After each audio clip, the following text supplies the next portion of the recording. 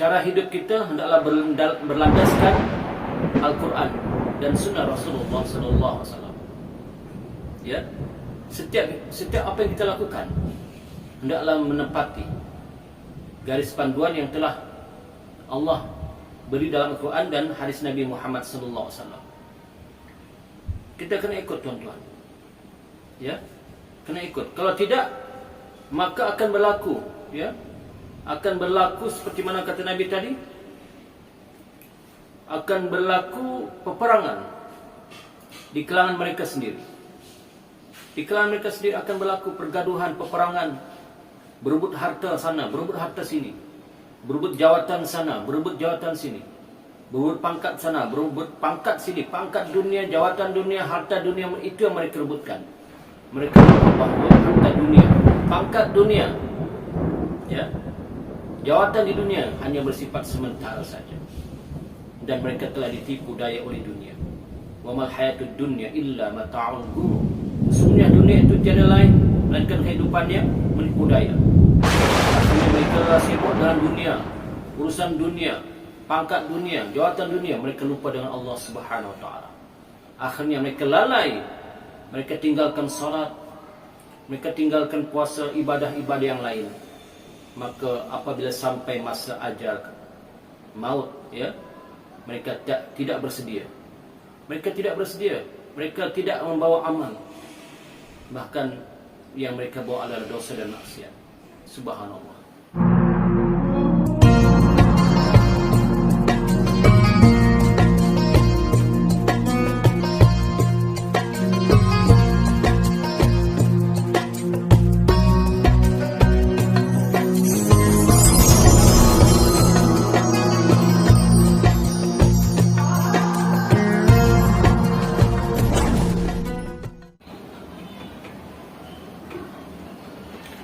Bismillahirrahmanirrahim. Assalamualaikum warahmatullahi wabarakatuh. Alhamdulillah wa syukurillah, wassalatu wassalamu ala rasulillah wa ala alihi wa sahbihi wa man tabi'ahu wa ala. Alhamdulillah, bersyukur kita kepada Allah Subhanahu wa taala kerana dengan limpah dan kurnianya, maka alhamdulillah bertemu lagi kita dalam siri tazkirah dalam channel ini.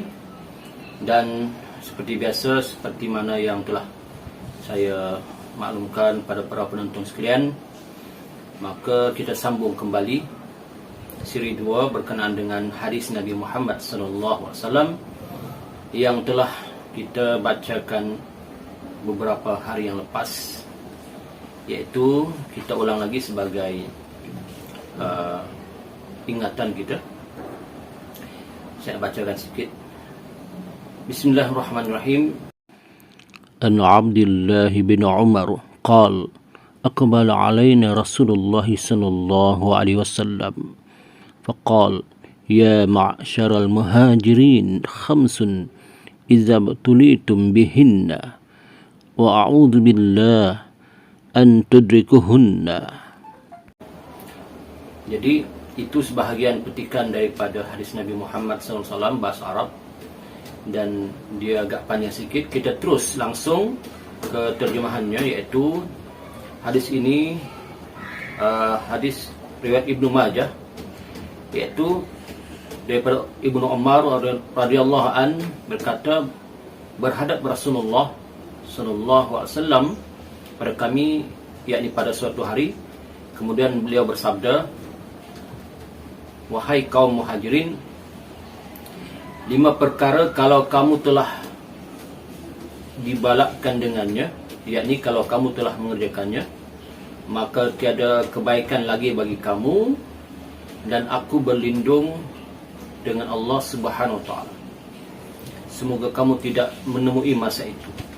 Ya, beberapa hari yang lepas dalam siri yang pertama kita telah ceritakan tentang yang ini, yaitu yang pertama, yaitu tentang perzinahan yang jelas, ya, sekiranya di suatu tempat itu ataupun sekiranya kaum muslimin telah melakukan maksiat, ya, dengan cara terang-terangan, yaitu terzahirnya perzinaan pada suatu kaum sehingga mereka berani berterus terang melakukannya,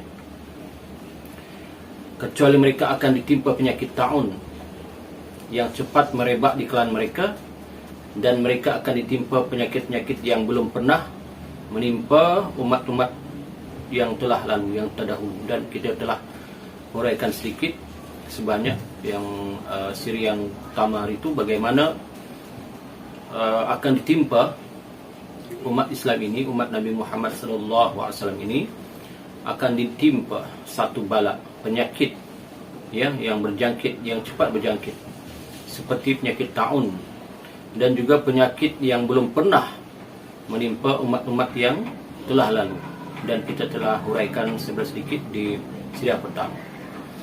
Jadi kita akan sambung yang Nabi sebut tu, iaitu 5, kedua, 3, 4 dan 5 kita akan sambung. InsyaAllah kita akan cuba habiskan hari ini. Mudah-mudahan dengan izin Allah Subhanahu Wa Taala, Allah memberi saya keizinan ya untuk meneruskannya, dan moga-moga ia dapat memberi manfaat pada saya dan juga pada para penonton sekalian ya, insya-Allah. Kita sambung lagi yang kedua, kata Nabi ya, yang kedua, dan tiada mereka mengurangkan sukatan dan timbangan, kecuali mereka akan dibalakkan dengan kemarau dan susah mencari rezeki dan kezaliman daripada kalangan pemimpin mereka. Saya ulang lagi, dan tiada mereka mengurangkan sukatan dan timbangan, kecuali mereka akan dibalakkan dengan kemarau dan susah mencari rezeki dan kezaliman daripada kalangan pemimpin mereka. Tuan-tuan, apakah yang saya sebutkan ini ya, yang saya bacakan ini, hadis Nabi ini telah berlaku di zaman kita ini, iaitu ada di antara peniaga-peniaga, walaupun tidak semua, tetapi ada yang mengurangkan sukatan timbangan ya, sukatan timbangan ini nampaknya memang ada,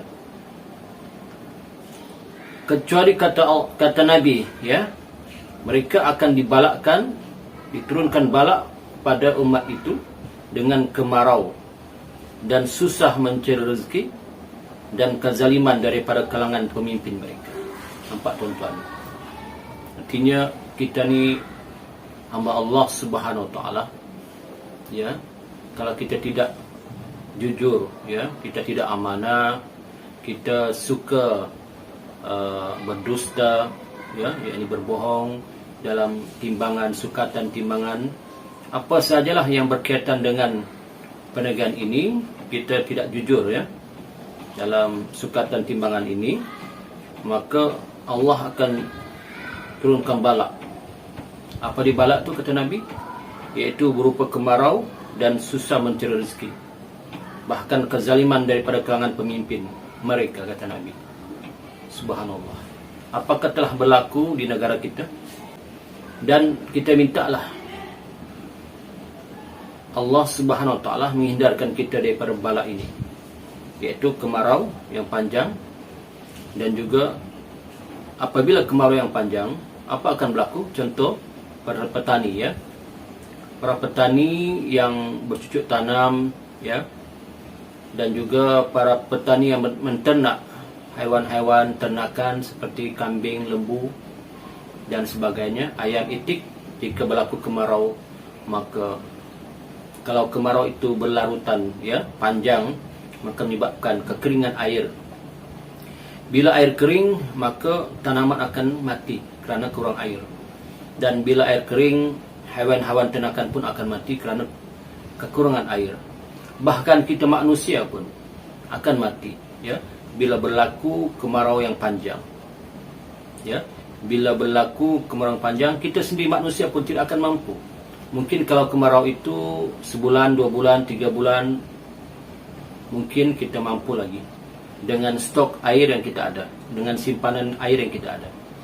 Tapi bayangkan tuan-tuan, kalau kemarau itu berlarutan setahun, 2 tahun, 3 tahun, maka binasalah manusia itu ya, kita semua akan binasa. Dan berkenaan tentang kemarau ini, ada disebutkan juga hadis Nabi Muhammad SAW, iaitu berkenaan dengan tanda-tanda munculnya Dajjal laknatullah adalah sebelum Dajjal laknatullah hadir, datang, maka akan berlaku kemarau yang panjang. Subhanallah. Ini akibat perbuatan siapa? Perbuatan manusia itu sendiri. Sebab itu Allah berfirman dalam Quran, Jaharal fasadu fil barri wal bahr bima kasabat aydin nas. Akan berlakulah kerosakan di daratan dan di lautan hasil kerja tangan manusia itu sendiri. Artinya manusia itu sendiri. Kitalah, ya. Jadi bila manusia sudah tidak jujur, ya, dalam perniagaan, sukatan dan timbangan, tidak jujur, tidak amanah, maka akan berlaku kehancuran dengan turunnya bala. Mudah-mudahan tidaklah berlaku, dan mudah-mudahan juga kita berdoa kepada Allah SWT, negara kita yang tercinta ini terhindar daripada kemarau yang panjang, ya. Subhanallah. Seterusnya yang ketiga, dan tiada menahan mereka akan zakat harta benda kecuali ditahan untuk mereka air hujan dari langit. Jikalau tiada ada binatang, yakni yang juga hidup di atas permukaan bumi ini, tentunya mereka tidak akan diberi hujan oleh Allah Subhanahu wa taala. Tuan-tuan, ya. Hadis ini pun yang ketiga ini kata Nabi. Jika tiada menahan mereka akan zakat harta benda. Maknanya jika umat Islam di akhir zaman ini, ya, sudah tidak membayar zakat, ya, sudah tidak membayar zakat, maka Allah juga akan menahan turunnya hujan dari langit. Maknanya kalau manusia itu sudah menahan harta mereka, ya, harta benda mereka tahan daripada berzakat, ya, menginfak, menderma kepada orang yang memerlukan. Contoh, ya, sekolah-sekolah tahfiz yang memerlukan sumbang-sumbangan daripada kita ini, sekiranya kita tidak mampu, mungkin dimaafkan. Tetapi sekiranya kita mampu, kita mempunyai harta dan wang ringgit yang banyak, maka berilah sebahagian daripada harta kita itu. Kalau tidak mampu sebahagian pun, berilah sedikit daripada harta kita itu kepada orang yang memerlukan, seperti sekolah-sekolah tahfiz, anak-anak yatim, orang-orang fakir miskin, orang-orang susah yang memerlukan. Apalagi di zaman kita sekarang ini, di waktu ini, di hari ini, di bulan ini, di tahun ini, berlakunya satu wabak penyakit, ya, yang kita sedia maklum, iaitu COVID-19, yang menyebabkan banyak orang hilang pekerjaan. Banyak orang yang hilang pekerjaan kerana masalah tidak dapat keluar berniaga akibat dibimbangi terjangkit penyakit COVID ini, ya. Jadi sebab itu mereka perlukan sumbangan-sumbangan kita yang mampu. Mereka perlukan sumbangan-sumbangan kita berupa wang ringgit, harta benda untuk mereka, kerana mereka dalam kesusahan. Maka jika kita menahan rezeki yang hakikatnya rezeki itu datang daripada Allah SWT, kita tahan, ya, kita tidak nak berikan pada orang-orang yang memerlukan tadi, maka Allah juga akan menahan hujan untuk turun ke atas muka bumi ini. Nabi kata, andai katalah tidak ada di atas bumi ini haiwan-haiwan yang hidup, jika tiadalah binatang-binatang, haiwan-haiwan, tumbuh-tumbuhan yang hidup, ya, di atas muka bumi ini, niscaya sama sekali Allah tidak akan turunkan hujan di atas muka bumi ini. Subhanallah. Allah masih turunkan hujan kerana ada haiwan-haiwan, binatang-binatang seperti kucing contohnya, ya, seperti tumbuh-tumbuhan contohnya, ya. Maka akibat dosa-dosa kita ini, kerana Allah memandang kepada makhluk-makhluk yang dijadikan yang lain, maka Allah masih turunkan hujan. Subhanallah. Betapa pemurah dan pengasihnya Allah Subhanahu wa taala dalam keadaan kita melakukan dosa dan maksiat, ya. Allah masih turunkan hujan kepada kita. Kata Nabi, kalau tidak adalah haiwan-haiwan yang melata yang hidup di atas permukaan bumi ini, yang masih bertasbih, ya, berzikir mengingati Allah Subhanahu wa taala dalam bahasa yang kita tidak faham, ya, maka Allah tidak akan turunkan hujan ke muka bumi ini kalau bukan kerana ada makhluk-makhluk yang lain. Sebab itulah, tuan-tuan termasuk saya, marilah kita, ya, jangan lupakan Allah Subhanahu Wa Taala. Ya, tegakkan segala perintah Allah dan tinggalkan segala larangan Allah. Seterusnya yang keempat. Yang keempat, dan tiada mereka mungkir akan janji Allah dan Rasulnya kecuali Allah akan menguasakan ke atas mereka musuh mereka. Maka musuh itu merampas sebahagian daripada apa yang ada di tangan mereka. Yang keempat kata Nabi, dan tiada mereka mungkir akan janji Allah dan Rasulnya kecuali Allah akan mengusahakan ataupun Allah akan mengutuskan ke atas mereka musuh mereka. Maka musuh itu merampas sebahagian daripada apa yang ada di tangan mereka. Ya, ini hadis ni sebenarnya tuan-tuan ada kaitan di antara satu sama lain, ya. Ada kaitan, iaitu seperti mana yang tadi, ya, yang mana kita nombor 3 tadi, orang yang ada harta, ada kemampuan, berlebihan kemampuannya, berlebihan hartanya, berlebihan wang ringgitnya, tetapi ia menahan, ya, menahan, menyimpannya, ya. Bahkan dikatakan kedekutnya tu, kedekutnya hingga dia tak nak bagi orang-orang susah. Dia tidak bersedekah, dia tidak berinfak. Dia ingat harta itu adalah harta yang kekal selama-lamanya. Sedangkan harta itu adalah pinjaman Allah Subhanahu Wa Taala sementara untuknya di dunia ini. Tetapi dia menahannya, maka kaitan hadis yang keempat ni adalah Allah akan mengutuskan ke atas mereka musuh mereka dan akan merampas sebahagian daripada apa yang ada di tangan mereka, maknanya harta mereka. Akibatnya mereka akan susah. Tuan-tuan, akan berlaku begitu. Akan berlaku. Hadis ini adalah hadis yang benar dan hadis yang sahih daripada Nabi Muhammad SAW, dan Nabi tidak akan berbohong. Nabi adalah Shadiqul Masduq, ya. Apa yang dikatakan Nabi adalah benar lagi dibenarkan. Dan Nabi itu tidaklah bercakap melalui hawa nafsunya, melainkan apa yang diwahyukan oleh Allah kepadanya, ya. Nabi itu tidaklah bercakap sesuka hatinya mengikut hawa nafsunya, tetapi dia bercakap apa yang diwahyukan oleh Allah Subhanahu Wa Taala kepadanya. Jadi pasti akan berlaku, ya, pasti akan berlaku. Jika kita sudah mungkir janji dengan Allah Subhanahu Wa Taala, ini apa mungkir janji? Inna salati wa nusuki wa ma yahya wa mati lillahi rabbil alamin.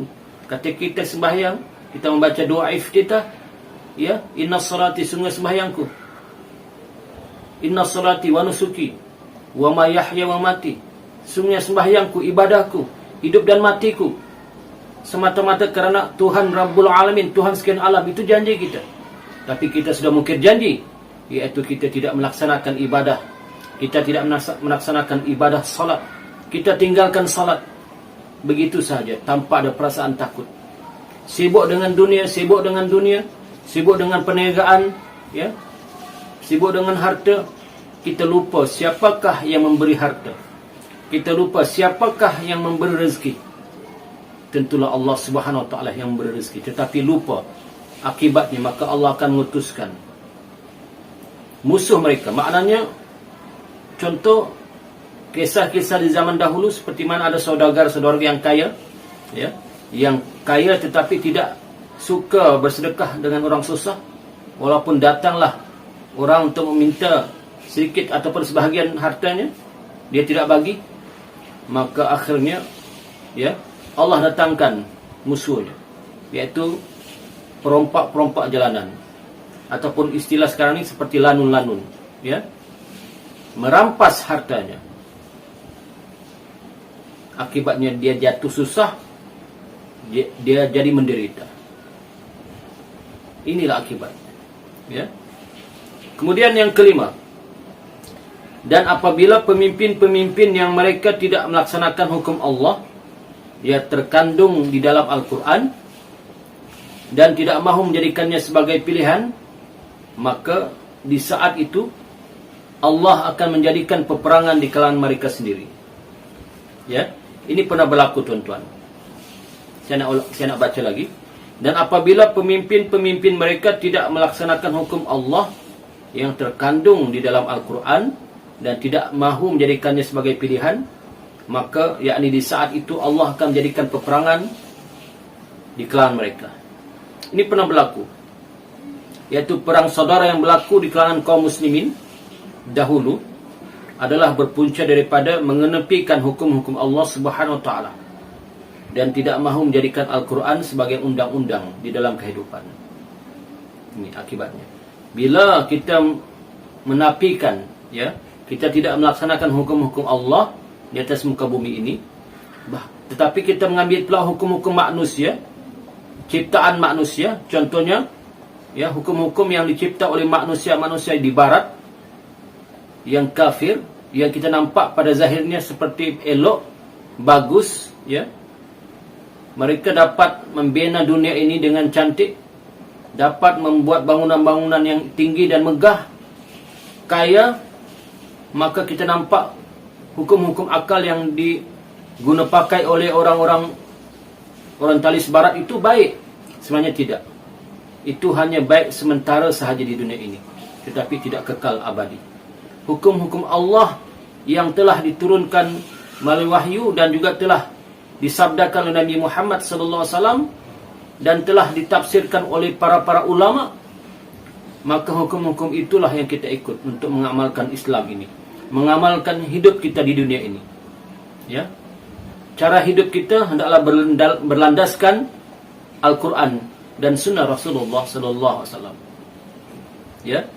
Setiap apa yang kita lakukan hendaklah menepati garis panduan yang telah Allah beri dalam Al-Quran dan hadis Nabi Muhammad sallallahu alaihi wasallam. Kita kena ikut, tuan-tuan. Ya. Kena ikut. Kalau tidak, maka akan berlaku, ya. Akan berlaku seperti mana kata Nabi tadi, akan berlaku peperangan di kalangan mereka sendiri. Di kalangan mereka sendiri akan berlaku pergaduhan, peperangan, berebut harta sana, berebut harta sini, berebut jawatan sana, berebut jawatan sini, berebut pangkat sana, berebut pangkat sini, pangkat dunia, jawatan dunia, harta dunia, itu yang mereka rebutkan.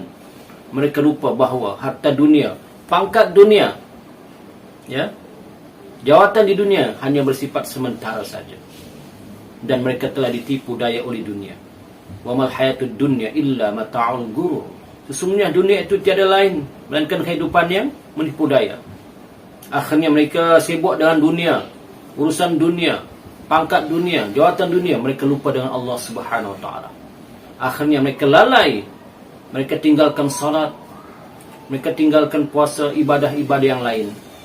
Maka apabila sampai masa ajal maut, ya, mereka tidak bersedia. Mereka tidak bersedia. Mereka tidak membawa amal. Bahkan yang mereka bawa adalah dosa dan maksiat. Subhanallah. Tuan-tuan, harus diingat, kita semua akan mati. Kullu nafsin za'iqatul maut. Setiap yang bernyawa pasti akan mati. Ya, setiap yang bernyawa, manusia bernyawa, hewan-hewan bernyawa, ya, tumbuh-tumbuhan bernyawa. Setiap yang bernyawa pasti akan mati, merasai mati. Jadi artinya kita sudah ada contoh, kita sudah ada toladan, kita sudah ada iktibar daripada orang-orang yang telah mati, yang terdahulu daripada kita. Apakah mereka, kekayaan mereka itu mereka bawa ke kubur? Tidak. Apakah jawatan dan pangkat mereka yang mereka perebutkan itu masuk ke dalam kubur? Tidak. Apakah harta mereka itu mereka bawa masuk dalam kubur? Tidak. Yang kita bawa masuk ke dalam kubur adalah amal ibadah kita. Dan amal itu ada dua. Apakah amalan buruk yang kita bawa dalam kubur, ataupun amalan kebaikan yang kita bawa dalam kubur? Beruntunglah orang yang sampai ajalnya dan masuk ke dalam kubur membawa amal-amal kebaikan, amal-amal yang soleh, amal-amal yang soleh. Kemudian mereka pergi menemui Allah dalam keadaan Allah meredai mereka. Subhanallah, ya. Tuan-tuan, hidup ini tidak lama. Hidup ini tidak lama. Hidup ini hanya sementara waktu saja. Ya, sebagai kesimpulan, saya nak ulang lagi. Yang pertama dalam hadis ini iaitu tentang penyakit. Penyakit ini bermacam-macam, tuan-tuan. Penyakit taun, ya, penyakit AIDS. Apalagi penyakit Ebola, penyakit macam-macam penyakit. Saya pun tak berapa ingat nama-nama penyakit-penyakit yang ganjil ya di dunia ini. Yang terbaru ni ada penyakit COVID-19. Ini ada penyakit yang ganjil yang tidak pernah berlaku di zaman dahulu. Penyakit ganjil ini berpunca daripada maksiat perzinaan yang telah dilakukan oleh umat ini secara terang-terangan, secara jelas, ya, bangga dengan maksiat perzinaan, maka Allah turunkan bala, ya, turunkan bala. Maka bila Allah turunkan bala, semua terkena, semua manusia terkena. Subhanallah. Kemudian kesukaran mencari rezeki dan kezaliman pimpinan adalah berpunca daripada rakyat yang mengurangkan sukatan dan timbangan. Jika rakyat itu yang berniaga itu mengurangkan sukatan timbangan mereka, sukatan itu, ya, menipu pembeli, maknanya menipu pembeli, maka pun Allah turunkan bala, ya. Kemudian berlaku kemarau panjang adalah berpunca daripada umat Nabi Muhammad SAW, terutama kita lah yang ada ini, yang masih hidup ini, tidak mahu mengeluarkan zakat. Ada harta disembunyikan. Walaupun adalah orang yang telah menyatakan ingin memerlukan, ya, sebahagian pada harta kita, dibiarkan, maka Allah akan turunkan bala berupa kemarau yang panjang.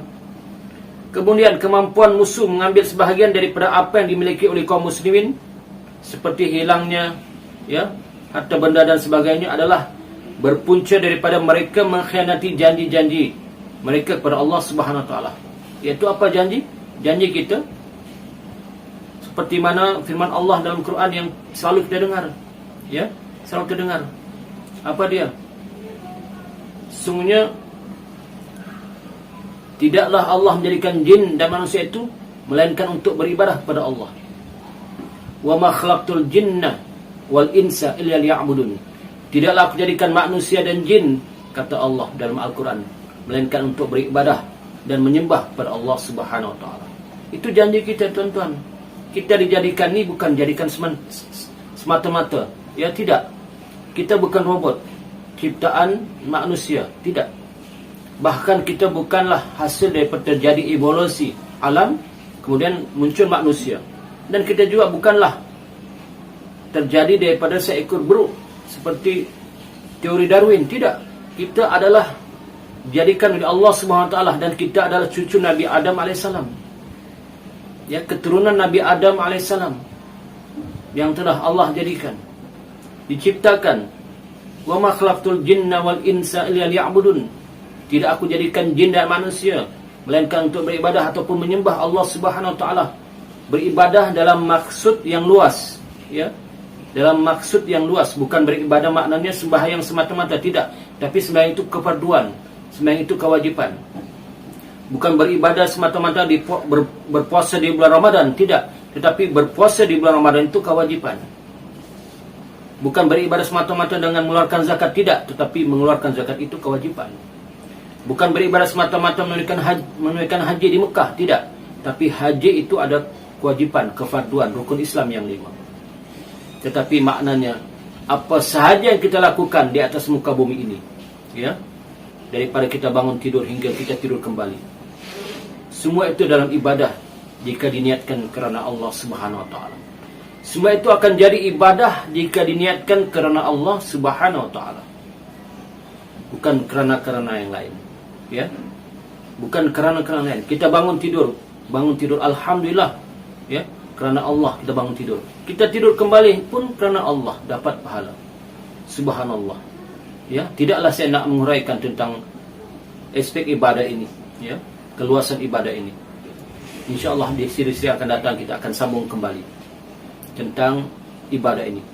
Mudah-mudahan hadis yang saya baca ini, hadis sahih yang diriwayatkan oleh Ibnu Majah ini, ya, dapat menjadi manfaat pada kita, dapat memberi manfaat pada kita, ya. Moga-moga tidaklah kita melakukan seperti mana yang telah tercatat dalam hadis. Tidaklah kita salah seorang yang melakukan maksiat seperti mana yang sebelum hadis, ya. Mudah-mudahan kita selamat di dunia dan selamat di akhirat, insya-Allah. Sekian sahajalah dan sekira pada hari ini. Saya mohon dan ampun dan maaf sekiranya ada kekurangan, kesilapan dan tutur kata saya menyinggung perasaan tuan-tuan. Aqulu qouli hadza wa astaghfirullah Assalamualaikum warahmatullahi wabarakatuh.